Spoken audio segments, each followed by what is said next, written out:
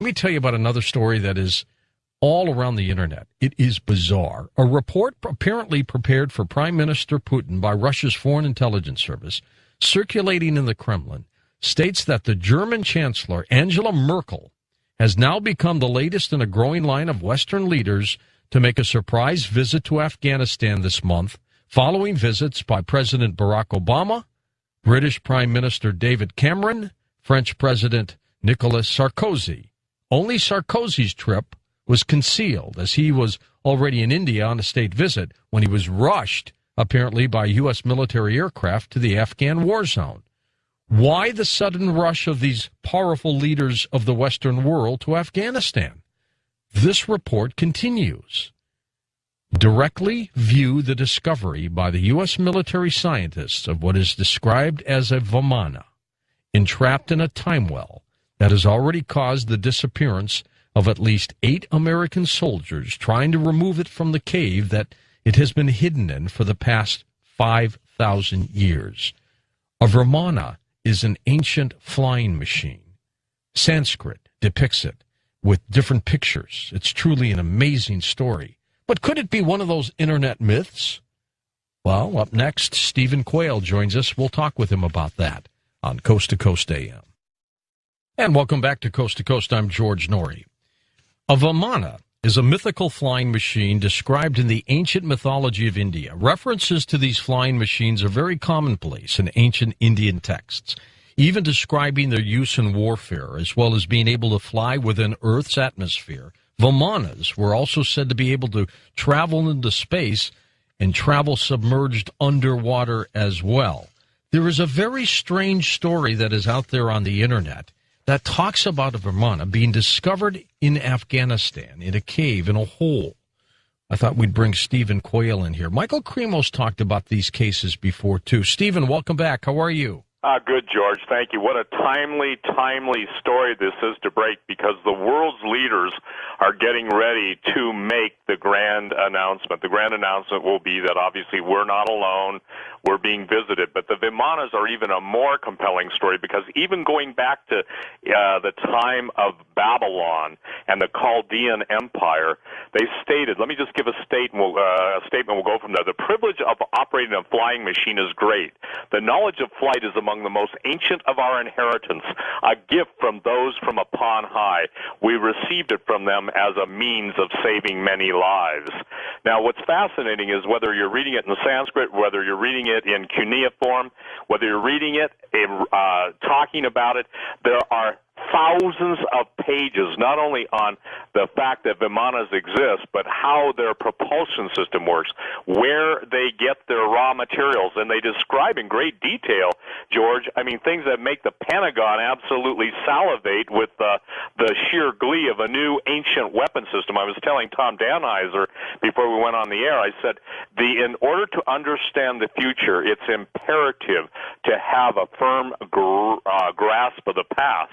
And what's happening is all the world's leaders, all the world's ambassadors, they're all being, if you will, inoculated, and I'm using that word, into the knowledge that's been controlled by so few for so many years, for the purpose of spinning it to enable them to complete their control over the planet. So Vimanas and the flying machines that the Babylonians, the Mesopotamians, and all others have written about, and the weapon systems associated with Gurkha talking about in the ancient Vedic texts, talking about the power of 10,000 suns, the vitrified cities, meaning cities turned to glass, radioactive skeletons. All this stuff is so old, and it all has a common theme that if you will, supernatural group of beings, entities, came to Earth and gave this technology, and the privilege always flew around. Even Chinese emperors had flying ships in their ancient history. I'm talking 4,000 years ago. This is a strange story, Stephen, in that it falls right on the heels of Secretary of State Hillary Clinton calling every ambassador back to D.C. for a very confidential meeting, which I've never heard of before. It's very strange. Well, there are claims it's happened before. I can tell you this, based on what I understand, it has never happened before. The scuttlebutt behind all of the different people who are talking out of school, that are being threatened with their lives for talking out of school, is that they're being pretty much primed, if you will, and clued in, because they expect, U.S. government expects a mass backlash against the control of the information on flying saucers, aliens, ancient technology, and all that. So basically, you have to call the boys and girls home to give them a pep talk and a prep talk to prepare them to deal with the world leaders, because this is going to be a quantum shift in thinking. We're talking about an event now, and multiple events and multiple findings. And George, what they're admitting to is nothing compared to what they've had for 50, 60, 70 years. Stargates, as you know, the word time well is used in that article. And what you're also seeing behind the scenes, and the Coast family needs to hear this, and listeners, is that there is a war going on. The Chinese and the Russians and the U.S. and everybody else is vying for the ancient technology. So there's, if you will, a global hunt on for any form of the ancient technology. And there has been a group of people that, thank God, have been trying to keep the bad guys from getting this. But I'm telling you, we see on YouTube, we see actual spaceships firing laser beams at each other. We see masses moving into our solar system. We're seeing the effects on Saturn and Jupiter of, when I say electrifying, we're seeing electrical discharges on the planets and the gases. And so we're getting ready to behold some of the most amazing sights, and literally the Norway Spiral and all the things associated with CERN. CERN is a Stargate, and it's interesting that when you're dealing with CERN, the most sophisticated technology yet openly admitted to, and there's stuff that's way beyond that. But the point is, they use the god Shiva for their emblem, if you will. And the emblem of Shiva is, what Oppenheimer, one of the inventors of the atom bomb, said he had become the destroyer of worlds. So now we're reading about Vimanas, we're reading about ambassadors being called home. We're being told that all this stuff is going on behind the scenes, and it's right in front of us. And there's a great word. It's called discernment. That's right. Discernment means to be able to tell, to see beyond, to go and probe the real reasons. And I think that the real story is yet to come. This is just the tip of the iceberg. So this story that's all around the internet, which is bizarre, there's no question about it. It's bizarre that a Vimana is in a cave. It's been hidden for 5,000 years. Soldiers have merely disappeared trying to remove it. Can you believe that story? Well, of course I do. Let me share this. And when it's not a question of belief, okay?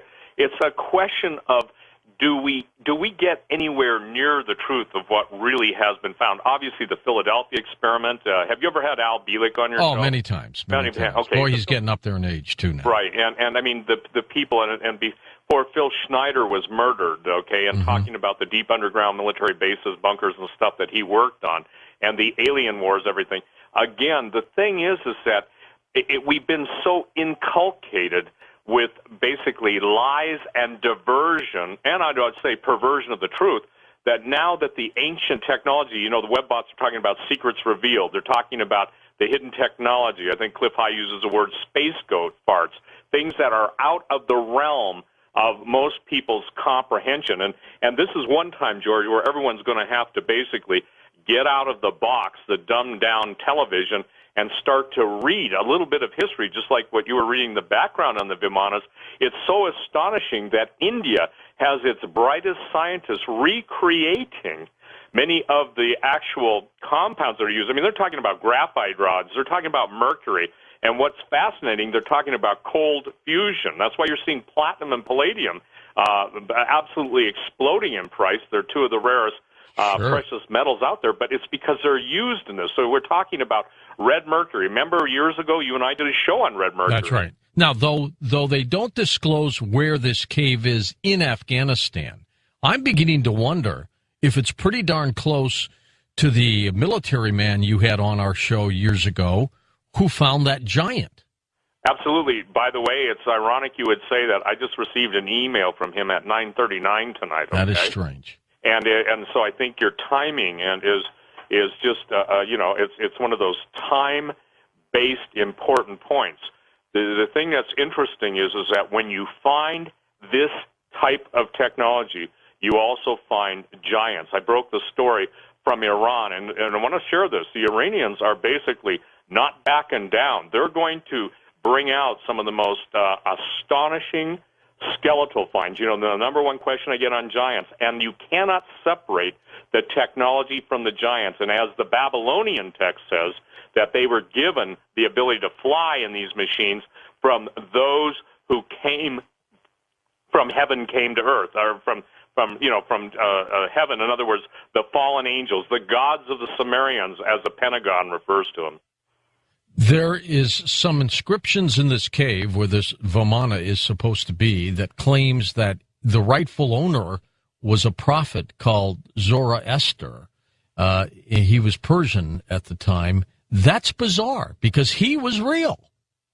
Well, and there's a whole religion, Zoroastrianism. I mean, for the record, Persia did not, embrace Islam until, not too long ago, maybe 1,000 years or so. But Zoroaster was very interesting because they worship the god Mithra, and it was Mithraism, Mithraism.